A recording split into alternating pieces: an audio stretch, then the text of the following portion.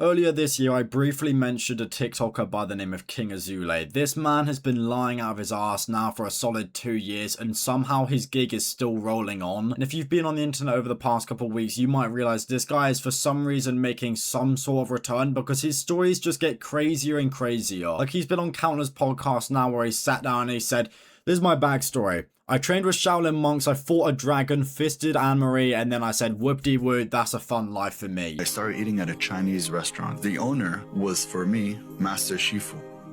When I used to go there, eventually the owner fell in love with me. And he said, "That kid is special." I left school and I would come to him. And before I would eat, he would move all of the tables and he would teach me Kung Fu. Yeah, so this guy's life is basically just Kung Fu Panda. Before you know it, he's going to be fighting the Jaguar. Apart from the Jaguar isn't an actual animal, it's just Ali who's talking to him in not a very nice way. And the worst part is, this is one of his more tame stories. Like, for some reason, this is reasonably believable. Like, I can somewhat imagine that the US during that time was a lot more open, so he might have actually been 10 years old going into a Chinese restaurant saying, "Hey, can I get this for dinner?" And they're like, "Yeah, whoop-de-woo," and he just keeps on going, and then before he knows it, he's kind of friends with them, and then the owner's like, "Hey kid, you ever learn some Kung Fu? Let me teach you real quick." I can somewhat believe that one, but that's only because all of his other stories are so incoherent. Like, there's just no world where these stories are genuinely real and actually happened. So I would go into the forest and disappear for 2 days at a time.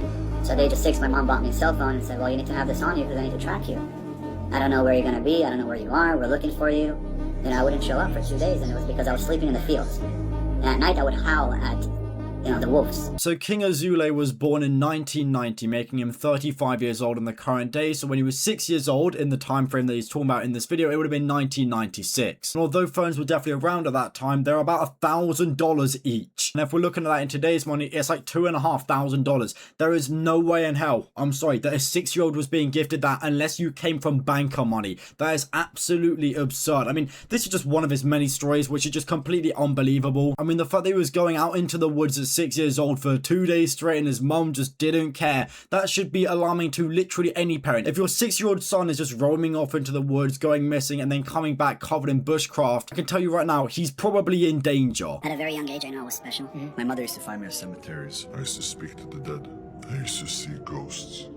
I used to have conversations with them. Yeah, sure thing, buddy. Cut the baloney. There is absolutely no world where this could ever be believable. And just to make it very clear, I don't actually know why this guy is lying about any of this stuff. Like, he has still had somewhat of an impressive life. He's very rich. He's a massive bodybuilder. He's unfortunately talented when it comes down to MMA. I've seen a couple of his clips. He seems to be reasonable at it. And without a doubt, he has traveled the world. So the fact that he feels the need to go out there and lie about these childhood stories about talking to ghosts at the cemetery really tells 1,000 stories that this guy was most definitely bullied as a kid, and he's just trying to make up for it by telling lies as an adult. Like, if we are just sitting down and being realistic right now, I don't know a single 35-year-old man that feels the need to compensate for their childhood unless they were bullied. And this man right here, it most definitely happened to him. I can imagine they were shooting spitballs at the back of his neck, calling him King Azoulay back then. However, instead of being the king of the alpha males, he was the king of the goobers, going around just being an absolute loser all day.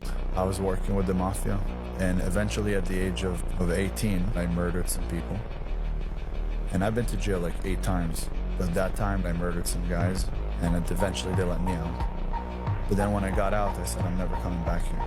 This is not for me." I don't know what to believe anymore. I mean, how on earth are you going out there openly confessing to murder? But this guy is genuinely insecure to the point where his life has just got me blown away. Like, it's absolutely bananas. How are you sitting there saying, "Yeah, between the ages of like 16 to 18, I was involved in the Russian mafia, and, I was doing underground fights, I started killing people. I went to prison for a couple years, and I just realized, yeah, this life isn't for me. That's why I'm not involved in the mob anymore."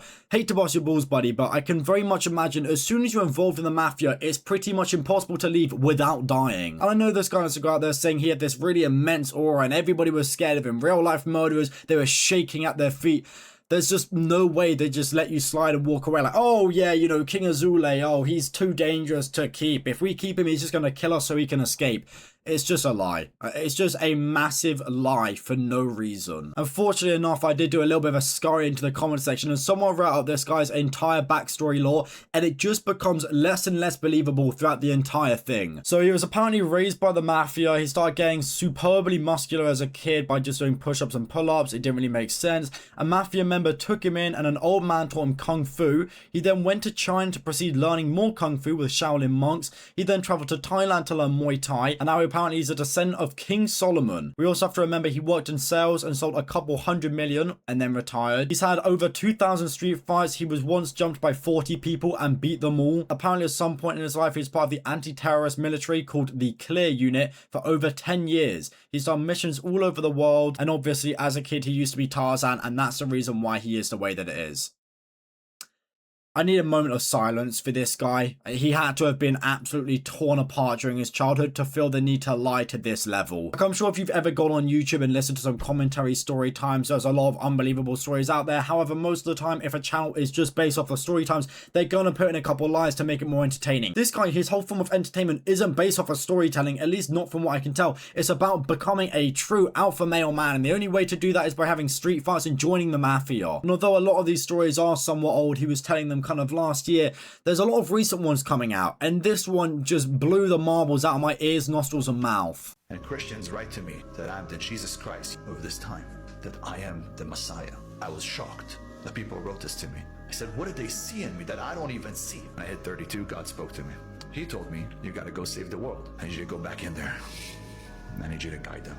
The world needs me. And then he told me one more thing. This is going to shock the world. He said, the Messiah is here. I'm done with this guy. I'm actually done with this guy. He is a serial liar. Honestly, I wouldn't be surprised if he was a pathological liar. It's reached a point now where he's lying so much to the point where he genuinely starts to believe it. I reckon you could have a half-an-hour conversation with this guy about one time when he went to the woods in 1945, and during that time he started digging through the ground. He was fighting the Vietnamese, blowing them up, and he was like, yeah, man, that's a real story. And he would genuinely believe that with his whole heart. For a matter of fact, I wouldn't be surprised if this guy's been to space. Yeah, he was the first human to ever travel to Mars, and it was just a kind of low-key mission. It was during his time when he was part of the Clear Unit. Like, I really don't understand why someone hasn't just sat down with this guy yet and said, you don't have to lie. Like, you have an influence on social media. You can just be a genuine, normal person. To be entirely honest, he's probably leaning into the joke a little bit now at this point. Like, he knows that the lies are going to get views, so he just keeps on doing it. It's just a clip farming method, which is incredibly sad. But the day where he decides to genuinely stop will just never come. Do you have experience in counterterrorism?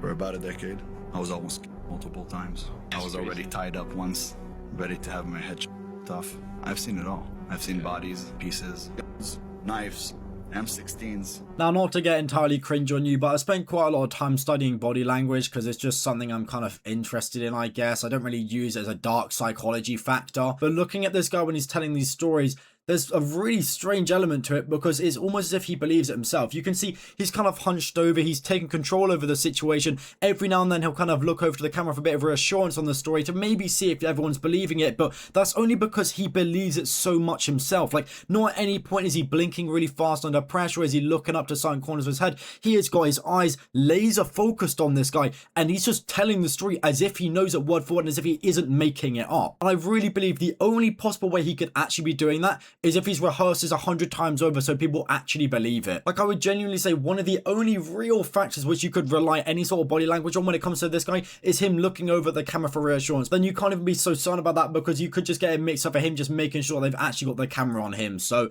I don't even know what to say about this guy anymore. I actually can't tell if he's lying. Like, he has told so many of these stories now, I'm starting to believe it myself. It's like when you're reading a fiction book and you're like, oh yeah, the book's fiction, obviously it's a lie, but then it starts sprinkling some real world facts and you're like, hold up, is this trying to like cover something else up? It's just absurd, and honestly it's extremely entertaining as well, as much as I hate to admit it. But yeah, this hair has been bothering me my entire time recording this, so I'm gonna cut that shit off as soon as I'm done. And yeah, that's about it. See ya.